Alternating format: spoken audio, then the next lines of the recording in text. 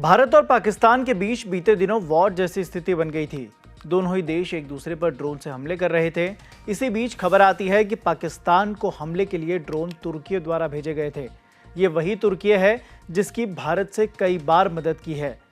अब जब तुर्की के इस बर्ताव को दोस्ती में गद्दारी और विश्वासघात का नाम दिया गया, अब स्थिति बहिष्कार तक पहुंच गई है।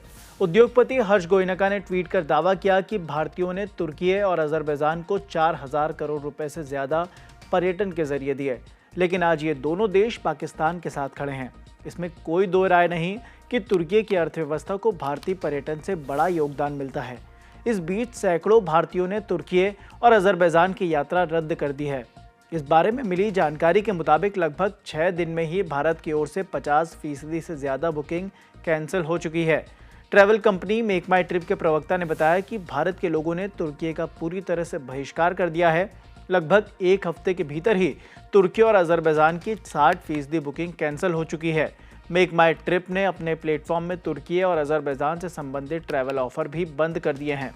उधर भारत के व्यापारियों के संगठन confederation of all India traders ने भी चीन, तुर्की तथा अजरबैजान को बहिष्कार करने पर जोर दिया है। उनका कहना है कि इन देशों ने पाकिस्तान को खुला समर्थन दिया है। कैट के राष्ट्रीय महामंत्री और चांदनी चौक से सांसद प्रवीण खंडेलवाल ने कहा कि साल 2024 के उपलब्ध आंकड़ों के मुताबिक तुर्की में कुल विदेशी आगमन 62.2 मिलियन पर्यटन का था, जिसमें अकेले भारत से ही लगभग 3 लाख पर्यटक थे। साल 2023 और 24 में भारत ने तुर्की से 2,482 वस्तुओं का आयात किया। यह आयात कुल मिलाकर 3.78 अरब अमेरिकी डॉलर का हुआ। भारत द्वारा तुर्की से कई वस्तुएं आयात किए जाते हैं। इसमें नमक और प्लास्टिक सामग्री ये 235 मिलियन अमेरिकी डॉलर का योगदान देती हैं।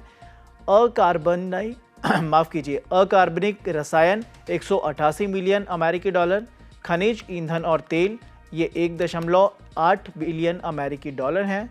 परमाणु रिएक्टर और पुर्जे 311 मिलियन अमेरिकी डॉलर, प्राकृतिक और कीमती मोती 132 मिलियन अमेरिकी डॉलर, इसी तरह से पशु उत्पाद 149 मिलियन अमेरिकी डॉलर आदि शामिल है। इसमें इंडियन चेंबर ऑफ कॉमर्स की एविएशन एंड टूरिज्म कमेटी की तरफ से मैं अपने आर्म्ड फोर्सेस को मुबारकबाद देता हूं, अपने प्राइम मिनिस्टर को मुबारकबाद देता हूं कि ऑपरेशन संदूर बहुत सक्सेसफुल हुआ है।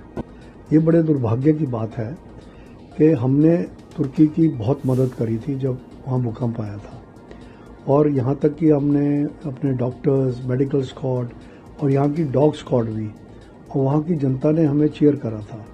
तो हम सपने में भी नहीं सोच सकते थे कि तुर्की जो ऑपरेशन दोस्त था हमारा, जब हमने ये करा तो वो ऐसा कदम उठाएगा और मतलब हमारे दुश्मन के साथ मिलके सारा काम करेगा। तो इसलिए जो travel agents association of India है और बाकी जो ट्रैवल एसोसिएशन हैं, बड़े बड़े जो टूर ऑपरेटर्स, ट्रैवल एजेंट्स हैं, सबने तुर्की का और अजरबैजान का, क्योंकि अजरबैजान ने भी इनको ओपनली सपोर्ट करा है, तो इन दोनों का बाइकआउट करा है। और हम इंडियन चेंबर की तरफ से इन सारी एसोसिएशंस के साथ हैं, और उन्होंने ये भी कहा है कि भाई गवर्नमेंट ऑफ इंडिया को इन दोनों कंट्रीज के खिलाफ एडवाइजरी इशू करनी चाहिए। इंडिया का जो टूरिस्ट है ना, आउटबाउंड, उसकी बहुत ताकत है, क्योंकि सिंगापुर टूरिज्म प्रमोशन बोर्ड के हिसाब से हम इंडियंस नंबर 1 पैसा खर्चते हैं शॉपिंग में। जो हमारी वेडिंग इंडस्ट्री है वो $3 ट्रिलियन इंडस्ट्री है।